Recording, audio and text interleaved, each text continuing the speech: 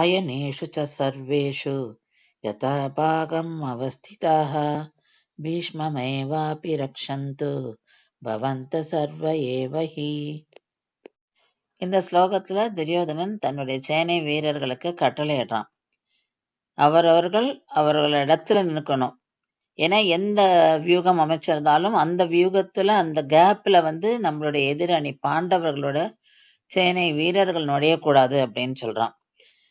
அதனால நீங்க அந்த கேப்ல எல்லாம் நிற்கணும். சுத்தீர நம்மளுடைய சேனை தலைவர் பீஷ்மரை சுத்தீர அப்படி நின்னுடுங்க. நீங்க தான் பீஷ்மரை காப்பாத்தணும் அப்படின்னு சொல்றான். சாதாரணமா சேனை தலைவர் தான் சேனை வீரர்களுக்கு இன்ஸ்ட்ரக்ஷன் கொடுப்பான்.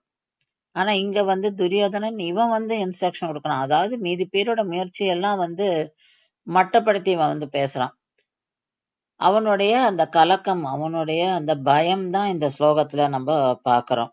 அதனால்தான் அவனுக்கு அவன் மேலயும் நம்பிக்கை இல்ல, அவனுடைய சேனை மேலயும் நம்பிக்கை இல்லாம இப்படி ஒரு இன்ஸ்ட்ரக்ஷனை தன்னுடைய வீரர்களுக்கு கொடுக்கறான்.